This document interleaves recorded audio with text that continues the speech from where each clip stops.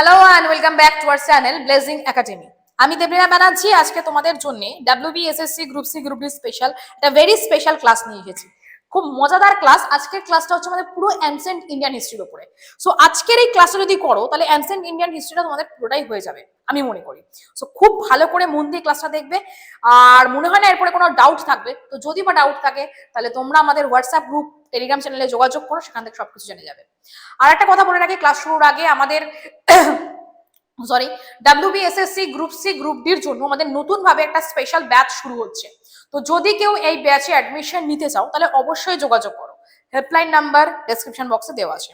আর একটা ব্যাচ সেটা হচ্ছে ওটা হচ্ছে এসএস মানে স্টাফ সিলেকশন কমিশনের একটা স্পেশাল ব্যাচ হচ্ছে, কারণ স্টাফ সিলেকশন কমিশন কিন্তু এই বছরের এক্সাম ক্যালেন্ডার দিয়ে দিয়েছে। তো দেরি না করে চটপট করে অ্যাডমিশনের জন্য কিন্তু লেগে পড়ো। ওকে, চলো শুরু করি অ্যানসেন্ট ইন্ডিয়ান হিস্ট্রি। দেখো, আমাদের ইন্ডিয়ান হিস্ট্রি যেটা রয়েছে, আমাদের যে প্রি হিস্টোরিক টাইম পিরিয়ড,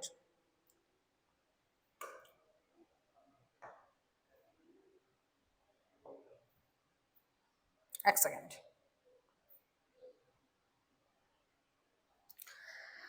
এখানে কি বলছে যে prehistoric period is divided into paleolithic, mesolithic and neolithic. আমাদের হিস্ট্রি পিরিয়ডটাকে না তিনটে ভাগে, মেইনলি চারটে ভাগে ভাগ করা যায় হিস্ট্রি পিরিয়ড বা হিস্ট্রি এজ। আচ্ছা, একটা কথা বলে রাখি, তোমরা যদি ভাবো যে আমাকে বাংলায় করানোর ক্লাস, অবশ্যই বাংলায় পাবে, ইংলিশ হলে ইংলিশও পাবে, ঠিক আছে, দুটোতেই পাবে। তো হিস্ট্রির এজটাকে আমরা চারটে ভাগে বেসিক্যালি ভাগ করি। একটা হচ্ছে paleolithic, mesolithic, neolithic and chalcolithic. Clear? So paleolithic যেটা হচ্ছে প্রাচীন প্রস্তর যুগ। ওকে, প্যালিও মানে হচ্ছে প্রাচীন বা ওল্ড, আর লিথিক হচ্ছে স্টোন, প্রাচীন প্রস্তর যুগ। ক্লিয়ার? এই সময় মানুষ কিছু জানতো না, মানুষকে যে একটা মানে জিনিস রান্না করে খেতে হবে বা পুড়িয়ে খেতে হবে এই ধারণা তাদের ছিল না। মাথার ওপরে বাসস্থান, ছাদ দরকার, এগুলো কিছু জানতো না। তারা ওই গুহা এইসব জায়গায় বাস করতো। মেসোলিথিক, মেসো হচ্ছে মিডিল আর লিথিক হচ্ছে স্টোন, এটা হচ্ছে মধ্যপ্রস্তর যুগ। এই যুগে মানুষ কি করলো? পশুপালন, ডোমেস্টিকেশন প্রথম হলো। এবার পশুপালন শুরু হওয়া মানে কৃষিকাজ শুরু হওয়া। এই যুগ থেকে মোটামুটি কৃষিকাজ শুরু হচ্ছে এবং নিওলিথিকে গিয়ে কৃষিকাজ পুরোদমে হচ্ছে। এবং নিওলিথিক হচ্ছে নব্য প্রস্তর যুগ। প্রস্তর মানে পাথরের ব্যবহার হলেও আমাদের কিন্তু অস্ত্র তখন থেকেই হচ্ছে, এবং যত সময় এগোচ্ছে অস্ত্রগুলো তত বেশি ধারালো হচ্ছে।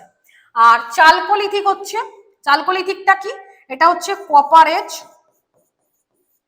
বা মেটাল এজ বলছে, বা ধাতুর যুগ।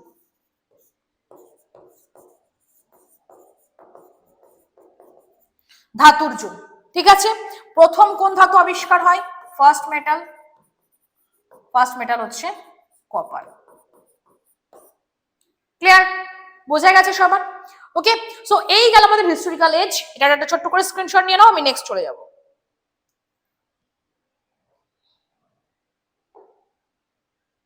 ওকে,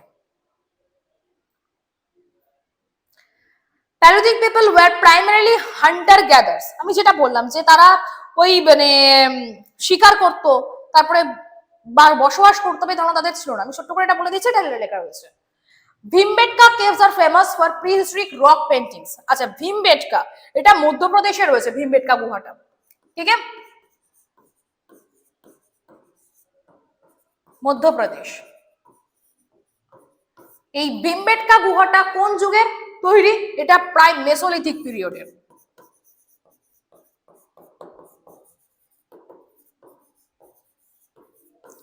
মেসোলিথিক এজের কিন্তু এই গুহা এটা। ক্লিয়ার? ওকে, চলো নেক্সট।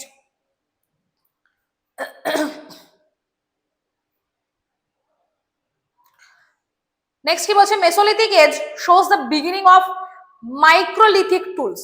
এটা অতটা প্রয়োজন নেই, এটা অতটা ইম্পর্টেন্স নয়। যে মেসোলিথিক ক্ষেত্রে দেখা যাচ্ছে যে মাইক্রোলিথিক টুলস যে ব্যাপারগুলো রয়েছে সেগুলো মানে যে যন্ত্রপাতি বা ধরো রান্নার দ্রব্য এসব যে কি বলবো যে এসেনশিয়াল যে টুলস গুলো বা অস্ত্র শস্ত্র যা হয় তো সেগুলো এখান থেকে রয়েছে।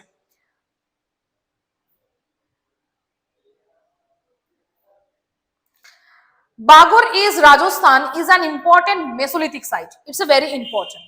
Bagor. বাগর একটা স্থানের নাম, একটা স্থানের নাম যেটা রাজস্থানে রয়েছে। এটাও কোন যুগের? এটাও মেসোলিথিক। তাহলে মেসোলিথিকে আমরা বাগর পেলাম, আর কি পেলাম? ভীমবেটকা গুহা, যেটা মধ্যপ্রদেশে রয়েছে। ভীমবেটকা গুহাকে কিন্তু তোমার হেরিটেজ সাইট করা হয়েছে। Neolithic age marks the beginning of agriculture in India. আমি প্রথমেই বলেছি যে নিওলিথিক পিরিয়ডে এসে মানুষ কৃষিকাজ শুরু করছে, আর মেসোলিথিক পিরিয়ডে কি করছে তারা? মেসোলিথিক পিরিয়ডে হচ্ছে আমাদের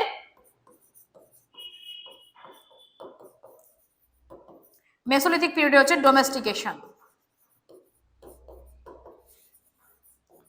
বা পশুপালন। Clear? Okay, next. Neolithic age marks the beginning of agriculture, এটা তো বললাম। Mehrgarh is the earliest Neolithic site in Indian subcontinent. Mehrgarh সভ্যতা, যেটা ভারতের খুব প্রাচীন একটা সভ্যতা। সিন্ধু সভ্যতা তো আসছে, বা সিন্ধু সভ্যতার আগেরও হচ্ছে মেহেরগড়, যেটা কোন ফেজে? সেটা হচ্ছে নিওলিথিক ফেজ। আর সিন্ধু সভ্যতা হচ্ছে চালকোলিথিক ফেজে এসে। Neolithic people domesticated animals like cattle, sheep and goats. Neolithic এজে এসে মানুষের যে ডোমেস্টিকেশন হচ্ছে সেটা কি কি? ক্যাটেল, শিপ, গোটস, এগুলো, ঠিক আছে, ছাগল, ভেড়া, এইসব। আর আরেকটা বিষয় বলে রাখি যে নিওলিথিক ফেজেই যে ডোমেস্টিকেশন শুরু হয়েছিল তা নয়, ডোমেস্টিকেশন শুরু হয়েছে কিন্তু মধ্যপ্রস্তর যুগ বা মেসোলিথিক পিরিয়ডে। Okay, chalcolithic is characterised by use of copper tools. Chalcolithic, যেটা আমি ফার্স্ট টাইম বলেছিলাম, যেটাকে মেটাল এজ বলা হয়। চালকোলিথিককে কি বলা হয়? Metal age. Okay, metal age বলা হয়। সো এই মেটাল এজে যে ধাতুটা প্রথম আবিষ্কার হচ্ছে সেটা কপার, এবং এই যুগে কপারের মানে টুলস তৈরি হচ্ছে, কপারের জিনিসপত্র তৈরি হচ্ছে। Ahar culture flourished in Rajasthan during the chalcolithic period. Ahar এক ধরনের কালচার ছিল, ঠিক আছে, প্রাচীন যুগে, যেটা হচ্ছে এটাও কিন্তু কোথায় রয়েছে? এটা রাজস্থানে রয়েছে। এবং এটা কোন যুগের? এটা চালকোলিথিক পিরিয়ডে, মানে সিন্ধু সভ্যতার যুগে অহর কালচার। ক্লিয়ার? মাটির দ্রব্যাদি, তারপরে ধাতুর তৈরি জিনিস, সমস্ত কিছু। Harappan civilization is also known as Indus valley civilization. It's very important. এবার হচ্ছে আসল খেলা, হরপ্পান সিভিলাইজেশন। এটার অ্যাকচুয়াল নাম হচ্ছে আমাদের ইন্দাস ভ্যালি সিভিলাইজেশন। কারণ এই সভ্যতাটা সিন্ধু নদীকে কেন্দ্র করেই হয়েছিল, তাই জন্য এর নাম সিন্ধু সভ্যতা। আর যে শহরটা প্রথম আবিষ্কৃত হয়েছিল তার নাম হচ্ছে হরপ্পা।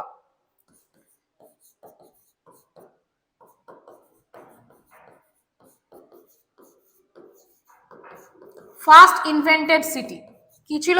হরপ্পা। কত সালে হয়েছিল এটা? 1921। কে করেছিলেন?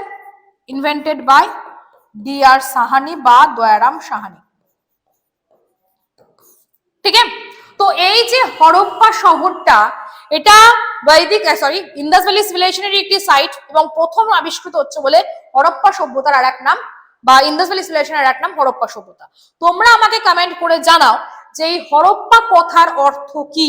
What is the meaning of Harappa word? Okay, এটা তোমরা কমেন্ট করে জানাবে।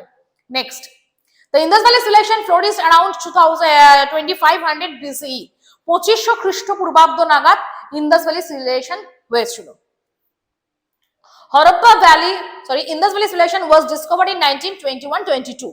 1921-22 ঠিক আছে, 21-22 তো হলো আমাদের হরপ্পা শহর আবিষ্কার, আর 1922 কি হলো? মহেঞ্জোদারো। ওকে, এই মহেঞ্জোদারো শহর কি আবিষ্কার করলেন? রাখাল দাস বন্দ্যোপাধ্যায় বা আর.ডি. ব্যানার্জি। ওকে, মহেঞ্জোদারো, এই মহেঞ্জোদারো কথার অর্থ কি? এটার মিনিং হচ্ছে Mount of death.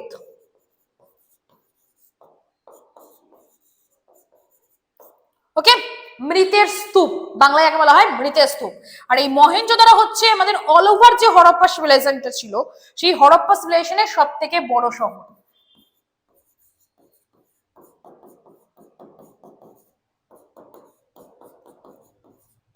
Largest site in IVC মানে ইন্দাস ভ্যালি সিভিলাইজেশন। সো এই যে মহেঞ্জোদারো শহরটা ভারতের হরপ্পা সভ্যতার বা সিন্ধু সভ্যতার সব থেকে বড় শহর।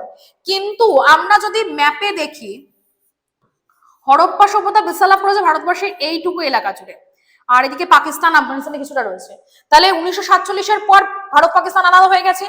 ভারতে কিছু কিছু অংশ চলে এসছে, হরপ্পা সভ্যতার কিছু কিছু অংশ ভারতে চলে এসছে, যেমন তার মধ্যে রয়েছে রাজস্থান, গুজরাট, হরিয়ানাতে কিছু রয়েছে, আর কাশ্মীর কিছু একটা দুটো রয়েছে, ঠিক আছে, আর উত্তরপ্রদেশ, মহারাষ্ট্রে একটা রয়েছে দৈমাবাদ। তো তো এই যে ভারতের মধ্যে যে শহরটা রয়েছে সব থেকে বড় শহর মহেন্দ্রনাথ, তো অল ওভার হরপ্পার মধ্যে সব থেকে বড় শহর। কিন্তু যদি বলা হয় যে ভারতের মধ্যে অবস্থিত সব থেকে বড় শহর বা largest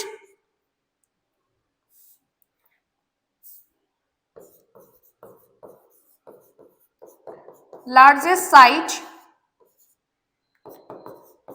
in India of IVC, ঠিক আছে, হরপ্পা সভ্যতার বা সিন্ধু সভ্যতার ভারতের সব থেকে বড় শহর, তখন সেটা কি হবে? রাখিগাড়ি, যেটা হরিয়ানার হিসারে রয়েছে। ক্লিয়ার? এগুলো কিন্তু ভীষণ ইম্পর্টেন্ট, তোমরা কিন্তু স্ক্রিনশট নিয়ে রাখো। যারা এখানে অলরেডি পড়াশোনা করছে তারা সবাই জানে যে এগুলো কিন্তু আমাদের কিন্তু সাবজেক্ট ওয়াইজ, চ্যাপ্টার ওয়াইজ কিন্তু করানো হয়। ওকে, চলো next. John Marshall announce the discovery of Harappa civilization. John Marshall actually আমি যেটা বলেছিলাম যে দয়ারাম সাহানি আবিষ্কার করেছিলেন, কিন্তু দয়ারাম সাহানি যেটা করেছেন যে হরপ্পা সভ্যতার আবিষ্কার করেছেন, হরপ্পা শহরটা আবিষ্কার করেছেন। কিন্তু এখানে যে একটা সভ্যতা ছিল, সিন্ধু নদীর তীরে একটা সভ্যতা তৈরি হয়েছিল, সেটা প্রথম দেখাচ্ছেন জন মার্শাল। ক্লিয়ার? এইটা কিন্তু বেশি important, John Marshall. Next, town planning was the most striking features of Harappa civilization. Harappa সভ্যতার মেন বৈশিষ্ট্য যেটা ছিল সেটা হচ্ছে টাউন প্ল্যানিং, বৈশিষ্ট্য বা ফিচার্স।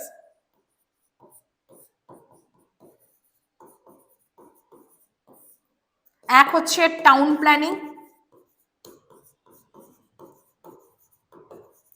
মানে এটা সম্পূর্ণ একটা শহর কেন্দ্রিক সভ্যতা ছিল, বড় বড় অট্টালিকা ছিল, পাকা বাড়ি, হাই ড্রেন, ছোট ড্রেন, সমস্ত কিছু ছিল। ওকে, আর কি ছিল? ম্যাট্রিয়ার্চাল,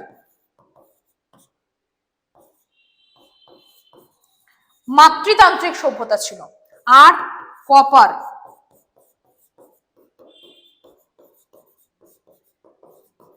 কপার ইনভেনশন, কপারের আবিষ্কার বা তামার আবিষ্কার। ক্লিয়ার? এটা হয়েছে। Harappa sites were laid out in grid pattern, দরকার নেই। Burnt bricks were extensively used in Harappan construction. Harappa সভ্যতায় আমরা কিন্তু পোড়া ইটের ব্যবহার দেখবো, হরপ্পা, মহেঞ্জোদারো, এই সমস্ত জায়গায় কিন্তু পোড়া ইটের ব্যবহার পাবো আমরা। The Great Bath was located Mohenjodaro. মহেঞ্জোদারোতে সব থেকে বড় স্নানাগার পাওয়া গেছিল, এছাড়া শস্যাগারও কিন্তু পাওয়া গেছে, মানে বড় শস্যাগার, ঠিক আছে।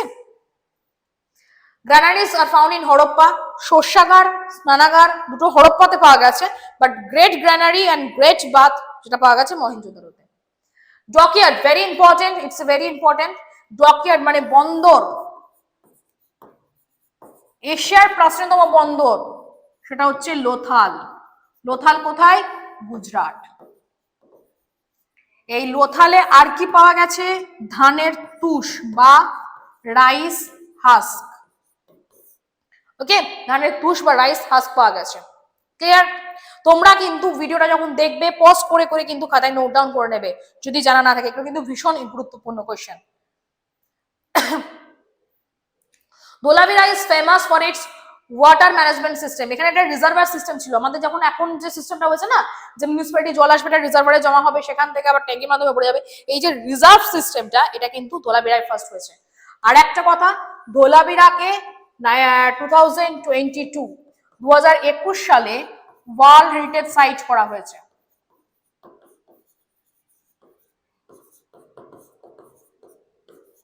By UNESCO. ঠিক আছে, ইউনেস্কো দ্বারা ওয়ার্ল্ড হেরিটেজ সাইট করা হয়েছে ধোলাভিরা শহরকে। ক্লিয়ার? Very important. ভারতের মধ্যে যে শহরগুলো রয়েছে তার মধ্যে ধোলাভিরা একমাত্র ফার্স্ট ওয়ার্ল্ড হেরিটেজ সাইট পেল, হরপ্পা সভ্যতার first site. Clear? Okay, next, Harappa practised advanced drainage system. Drainage system তো বললামই। Indus people worship mother goddess, মাতৃপূজা করতো, এবং তার থেকেও বড় কথা হচ্ছে তাদের প্রধান দেবতা যেটা ছিল main god Pashupati Shiva.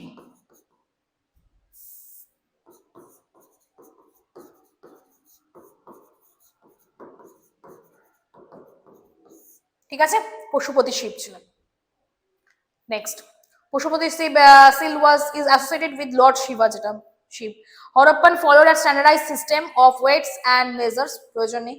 In the script, pictographic is nature, মানে হরপ্পা সভ্যতার স্ক্রিপ্ট ছিল পিক্টোগ্রাফিক স্ক্রিপ্ট। ঠিক আছে, বাম দিক থেকে ডান দিক থেকে বাম দিক।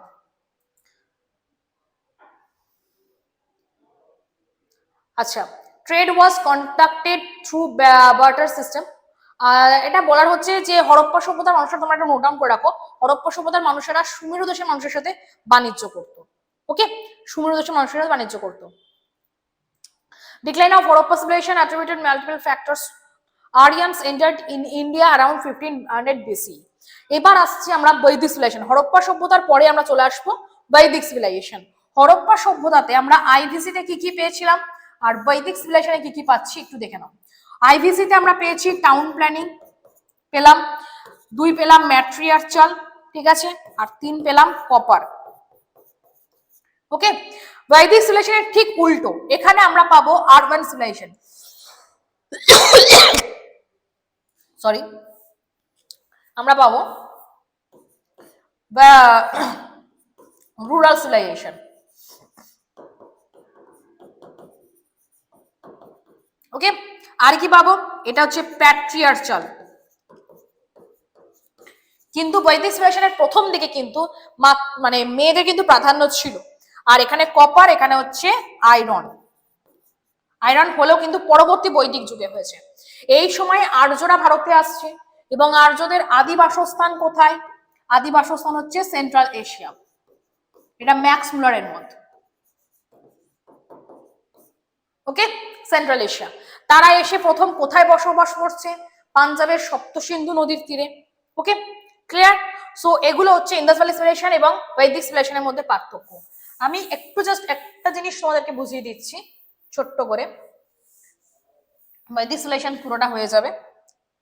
সেটা হচ্ছে বৈদিক সিভিলাইজেশনকে দুভাগে ভাগ করছে, একটা হচ্ছে ঋগ বৈদিক পিরিয়ড,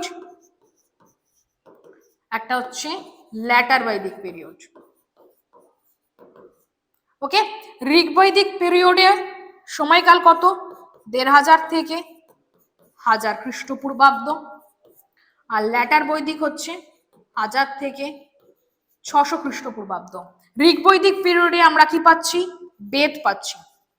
বেদের 4টে ভাগ, কি কি? ঋগ, সাম, যজুর আর অথর্ব। ওকে, ল্যাটার বৈদিক পিরিয়ডে আমরা কি পাচ্ছি? ল্যাটার বৈদিক পিরিয়ডে প্রথমের দিকে আমরা পাচ্ছি হচ্ছে আয়রন ইনভেন্টেড, লোহার আবিষ্কার, 2 নম্বর হচ্ছে উপনিষদ। ওকে, এগুলো পাচ্ছি। আচ্ছা, এখানে ঋগ্বেদে আমরা কি কি ছিল? ঋগ্বেদে ছিল 10,000 যুদ্ধ, 1028টি শ্লোক, 10টা মন্ডল এবং গায়ত্রী মন্ত্র দেবী সাবিত্রীর উদ্দেশ্যে গাওয়া হতো। সামবেদে হচ্ছে শাস্ত্রীয় সঙ্গীত, যজুর্বেদে যাগযজ্ঞ, অথর্বেদে হচ্ছে কালা জাদু এবং আয়ুর্বেদ। আর এগুলোতে আমরা পাচ্ছি উপনিষদকে বলা হতো বেদান্ত, এবং মুন্ডক উপনিষদের একটি অংশ হচ্ছে যেখানে কথা বলা হচ্ছে যে সত্যমেব জয়তে, যেটা আমাদের জাতীয় প্রতীক অশোক স্তম্ভের নিচে লেখা থাকে। এগুলো তোমরা সবাই জানো। তো এই হচ্ছে বৈদিক সিভিলাইজেশনের ছোট্ট একটু নোটস, ছোট্ট করে তোমাদেরকে বলে দিলাম আজকের ক্লাসে। আশা করি বুঝতে পেরেছো। নেক্সট, এখান থেকে আমি আর কিছু বলবো না, বৈদিক সিভিলাইজেশন থেকে আর কিছু বলার নেই। এই স্লাইডে তোমরা সবকিছু পেয়ে যাবে যা বলেছি।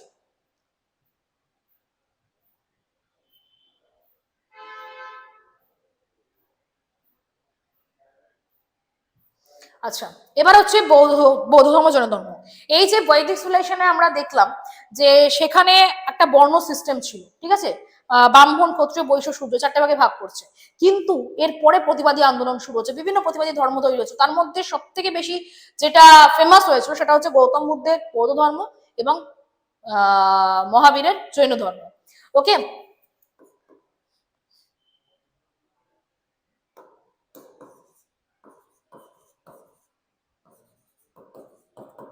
Buddhism and Jainism.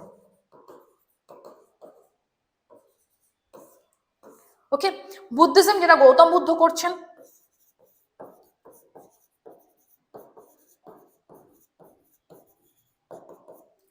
Gautam Buddha সম্পর্কে আমরা একটু জেনে নেবো। তার জন্ম কত সালে?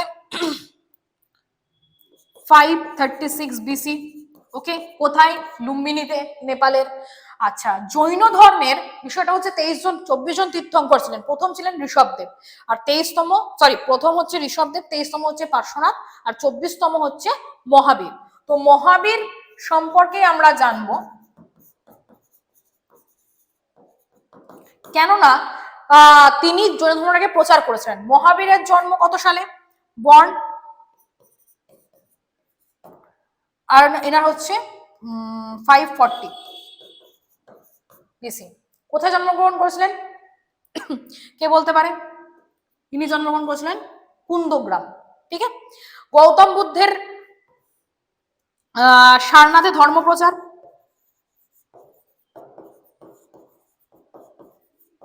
এগুলো ইম্পর্টেন্ট পার্ট। ঠিক আছে। আচ্ছা, বোধগয়াতে হচ্ছে জ্ঞান লাভ,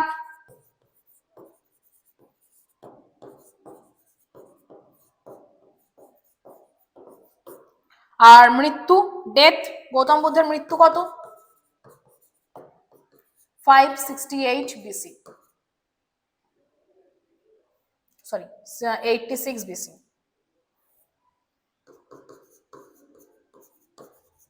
কোথায় হয়েছিল এটা? এটা হয়েছিল কুশীনগর। আর জৈন মহাবীরের মৃত্যু হয়েছিল 568 বিসি, সরি 468 বিসি। এটাও 4, ঠিক আছে, 468 বিসি। ক্লিয়ার? কোথায় হয়েছিল? পাবাপুরীতে।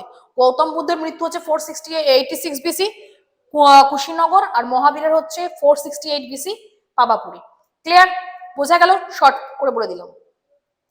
নেক্সট, বৌদ্ধ attend enlightenment of at Bodh Gaya, মানে যেটা বোধজ্ঞান লাভ সেটা হচ্ছে বোধগয়াতে হয়েছিল। সারনাথে অ্যাসোসিয়েটেড উইথ বুদ্ধিস্ট ফার্স্ট সার্মন, প্রথম ধর্ম প্রচার করেছিলেন সারনাথে। এন্ড এইটফোল্ড পাথ, যেটা অষ্টমার্গ তথ্য বা প্রথা ছিল, সেটা গৌতম বুদ্ধের। Buddhism rejected the authority of Vedas, তারা ওই বেদটাকে রিজেক্ট করেছিল, কারণ বেদে যেহেতু বর্ণ সিস্টেমটা ছিল, তারা বর্ণ মানত না, তারা মূর্তি পূজায় বিশ্বাসী ছিল না। ঠিক আছে। First Buddhist council, Rajgir. আচ্ছা, এখানে আমাদের বুদ্ধিস্ট কাউন্সিলটা দেখতে হবে। ফার্স্ট বুদ্ধিস্ট কাউন্সিল কোথায় হয়েছিল? রাজগীর। কত সাল? 483 বিসি। ওকে, সভাপতি কে ছিলেন? মহাকাশ্যপ। রাজা কে ছিলেন? অজাতশত্রু। ওকে, দ্বিতীয় হচ্ছে তার ঠিক 100 বছর পর 383 বিসি। সভাপতি কে ছিলেন?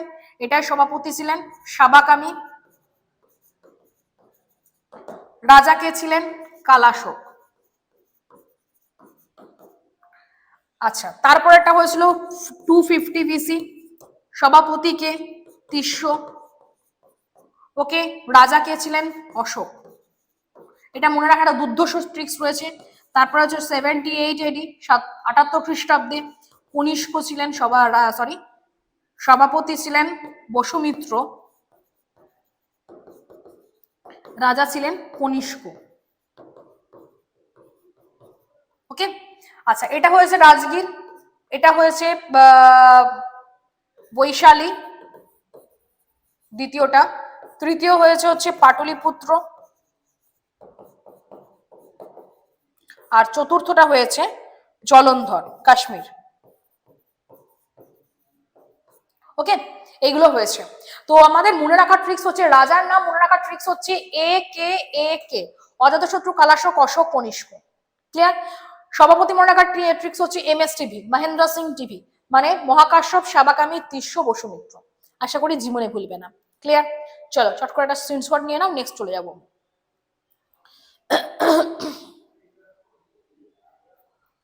Ashok played a major role in the spread of Buddhism. Ashoka প্রথম বৌদ্ধ ধর্মটাকে প্রচারে পাঠিয়েছিলেন। Mahajanapada were large territorial states. এই যে মহাজনপদ, গৌতম বুদ্ধের পর আমরা মহাজনপদ পাবো, সেই মহাজনপদ কি হয়েছিল, এটা অ্যাকচুয়ালি মানে ছোটটা মহাজনপদ ছিল যেটা বিভিন্ন ছোট ছোট রাজ্যে বিভক্ত ছিল। ঠিক আছে, তার মধ্যে উত্তরতম, দক্ষিণতম, পশ্চিমতম, পূর্বতম ছিল। উত্তরতম ছিল কম্বোজ, দক্ষিণতম ছিল অসমক, পূর্বতম ছিল অঙ্গ এবং পশ্চিমতম ছিল গান্ধার। মগধ ছিল তার মধ্যে বেশি শক্তিশালী রাজ্য। মগধকে কেন্দ্র করে হর্ষঙ্ক, তারপরে হচ্ছে তোমার হর্ষঙ্কর পরে হচ্ছে শিশুনাগ, শিশুনাগের পর হচ্ছে নন্দ, তারপরে মৌর্য। এই হচ্ছে আমাদের ইতিহাস চলতে থাকছে। অজাতশত্রু ইন্ট্রোডিউস দ্য মেশিনস, এগুলো প্রয়োজনীয় তো। মহাপদ্মনন্দ, নন্দবংশ যেটা বললাম। আচ্ছা, Nandas maintained a large standing army. Nanda যেটা করেছিল সেটা হচ্ছে আর্মি স্ট্যান্ড করেছিল। আচ্ছা, এরপর আসছে মৌর্য যুগ। আমার মনে হয় এই ক্লাসটা আমরা এই 16 মহাজনপদ পর্যন্তই করি। এরপর মৌর্য যুগ থেকে আমরা আর একটা ক্লাস করব, সো এটা আরো ইন্টারেস্টিং হবে, আরো ভালো হবে। আজকের মতো এই ক্লাসটাকে আমি এখানেই শেষ করছি। অ্যানসেন্ট পার্ট 1 হচ্ছে, ঠিক আছে? অ্যানসেন্ট পার্ট 1 করলাম আজকের ক্লাসটা। নেক্সট ক্লাসে আমরা অ্যানসেন্ট পুরোটাকে শেষ করব। সো তোমাদের তারপরে আর কোনো দ্বিধা থাকবে না এই ক্লাসে। আশা করছি ক্লাসটা ভালো লাগবে, বুঝতে পারবে। কারণ 16 মহাজনপদ, মৌর্য, এগুলো অনেক কিছু বোঝার রয়েছে, অনেক গল্প রয়েছে, খুব ইন্টারেস্টিং গল্প, খুব ভালো লাগবে এটুকু বলতে পারি। সো একবার দেখে দেখো। এখনো পর্যন্ত যারা ব্লেজিং একাডেমিকে এখনো সাবস্ক্রাইব করোনি, অবশ্যই সাবস্ক্রাইব করে রাখো। বুঝতে পারছো সামনে কি ধরনের ক্লাস আসতে চলেছে এই চ্যানেলে। আর যদি কেউ এখানে অ্যাডমিশন নিতে চাও তাহলে অবশ্যই ফোন করো আমাদের যে হেল্পলাইন নাম্বার রয়েছে সেই হেল্পলাইন নাম্বারে। আমরা যথাসম্ভব চেষ্টা করব তোমাদেরকে সাহায্য করার। ওকে, তা চলো আজকের মতো এখানেই শেষ করছি। পরবর্তী ক্লাসে, পরবর্তী ভিডিওতে দেখা হচ্ছে। নেক্সট ক্লাস থাকবে আমাদের অ্যানসেন্ট ইন্ডিয়ান হিস্ট্রি পার্ট 2। ওকে, টাটা, ভালো থেকো, থ্যাংক ইউ।